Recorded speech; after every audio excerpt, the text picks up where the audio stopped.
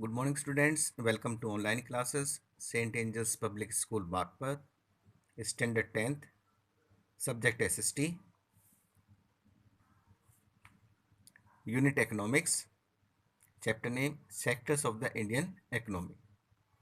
Last video में हमने study किया जीडीपी के बारे में और जीडीपी को कैलकुलेट करने के लिए हमने देखा मेनली जो सेक्टर्स हैं उनमें जो भी गुड्स और सर्विस मैन्युफैक्चर होती हैं, प्रोड्यूस की जाती हैं, उनकी सिर्फ और सिर्फ फाइनल वैल्यूज़ को एडअप किया जाता है। और ये काम सेंट्रल मिनिस्ट्री के द्वारा होता है जो विभिन्न राज्यों और टेरिटरीज़ के जो बहुत सारे डिफरेंट गवर्नमेंट ऑर्गन्स है, इंस्टीट्यूशंस है, वहाँ से डाटा कलेक्ट करती है और उनके आधार पर जीडीपी तैयार की जाती है। अब आगे स्टडी करेंगे growth of various sectors in the world. Generally, it has been noted from the histories of many developed countries that at the initial stage of development, though there were some other activities like transportation, administration, army, etc., but most of the people were employed in the primary sector. सामान्यतः अगर हम विकसित देशों के इतिहास में नज़र डालें तो हमें पता चलता है कि शुरुआती स्टेज में वहाँ पर कुछ दूसरी एक्टिविटीज़ की जाती थी, जैसे वहाँ पे ट्रांसपोर्टेशन भी था, प्रशासन व्यवस्था भी थी, आर्मी सेना भी थी और भी इस तरह की अन्य दूसरी गतिविधियाँ हुआ करती थी। लेकिन ज़्यादातर जो लोग थे शुरुआत में वहाँ पर वो प्राइमरी सेक्टर में ही लगे हुए थे। Over a long time, more than 100 years, and specially because new method of manufacturing were introduce, और उसके बाद एक लंबे अरसे के बाद, लगभग 100 सालों के बाद, ख़ास तौर से वहाँ पर जो नए मेथड मैन्युफैक्चरिंग के इंट्रोड्यूस किए गए, इस्तेमाल किए गए, फैक्ट्रीज कम अप, वहाँ पर कारखाने लगने शुरू हुए एंड स्टार्टेड एक्सपेंडिंग, और कारखाने फैलने शुरू हो गए। Those people who were earlier working in primary sector started shifting to secondary sector, और जो लोग प्राइमरी सेक्टर में काम किया करते थे वो धीरे धीरे सेकेंडरी सेक्टर में शिफ्ट होने लगे। Secondary sector gradually become the most important in total production and employment, और देखते ही देखते ही जो सेकेंडरी सेक्टर था वो सबसे महत्वपूर्ण सेक्टर बन गया प्रोडक्शन के मामले में, उत्पादन के मामले में और एम्प्लॉयमेंट, रोजगार के मामले में। Hence over a period of time, इसके बाद फिर से एक लंबे समय के दौरान, लगभग वही मोर than 100 years, A shift has taken place, फिर से एक बदलाव हमें देखने को मिला। This means that the importance of the sector has also change, इसका मतलब था कि जो सेक्टर का महत्व है वो भी बदल गया है। In the last few decade there has been a further shift from secondary to tertiary sector in developed countries, और पिछले कुछ दशकों से फिर से हमें एक शिफ्ट देखने को मिला है। जो सेक्टर यानी कि सेकेंडरी सेक्टर सबसे ज़्यादा महत्वपूर्ण था प्रोडक्शन और एम्प्लॉयमेंट के मामले में, उसके स्थान पर अब टेरिटरी सेक्टर जो है विकसित देशों में ज़्यादा महत्वपूर्ण बन चुका है। The service sector has become the most important in terms of total production.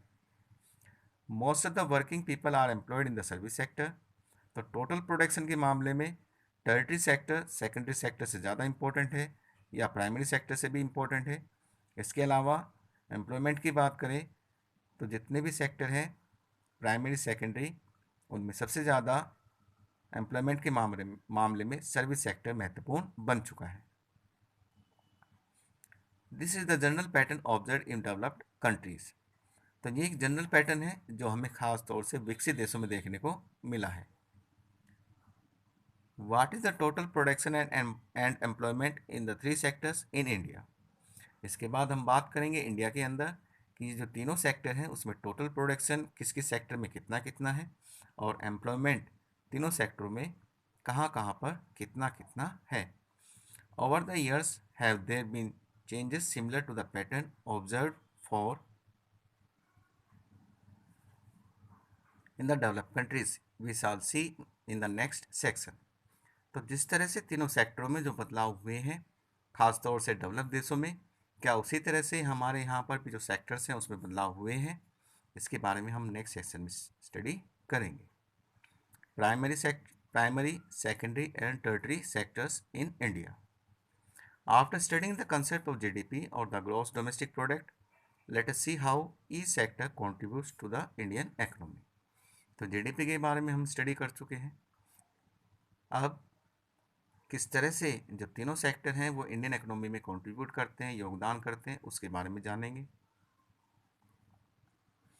The given graph show the production of goods and service in the three sectors for 2 years, that is 1973-74 and 2013-14. तो हमें यहाँ पर एक graph दिया हुआ है. इस graph के अंदर 2 साल का डाटा हमारे पास है, जिसमें तीनों सेक्टर प्राइमरी, सेकेंडरी और टर्टरी उनका जो कंट्रीब्यूशन रहा जीडीपी में उसको दर्शाया गया है. You can see how the total production has grown over 40 years. तो ग्राफ को स्टडी करने के बाद हम देख सकते हैं कि किस तरह से हमारे जीडीपी में जो प्राइमरी, सेकेंडरी और टर्टरी सेक्टर का योगदान है उसमें किस तरह से इंक्रीमेंट हुआ है, किस तरह से उसमें तरक्की हुई है.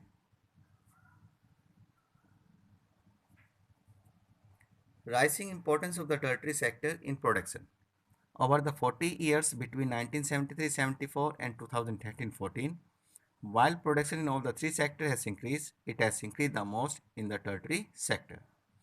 अगर हम 40 years का डाटा यानी कि 1973-74 से लेके 2013-14 के बीच अगर हम देखें तो तीनों सेक्टरों में प्रोडक्शन इंक्रीज हुआ है, लेकिन सबसे ज़्यादा जो इंक्रीज हमें देखने को मिला है, जो बढ़ोतरी हमें देखने को मिली है, वो है Tartary sector. As a result, in the year 2013-14, the tertiary sector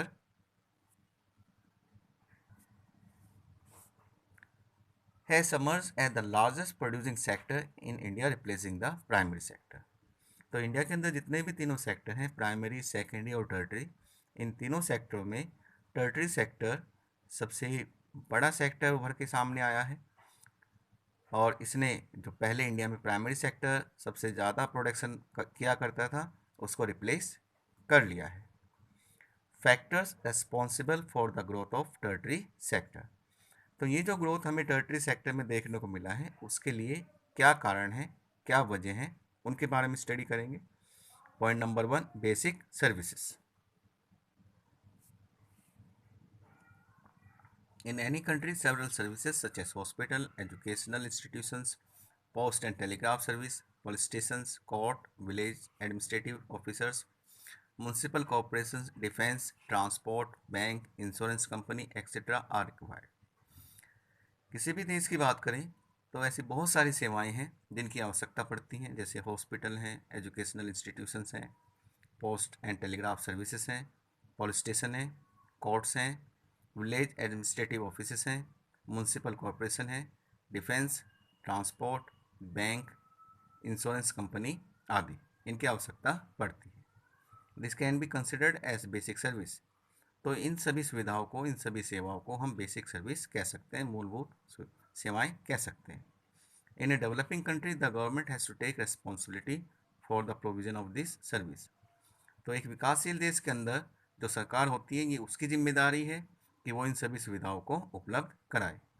as more and more people are been employed to provide basic service to the people, the share of tertiary sector in GDP is increasing.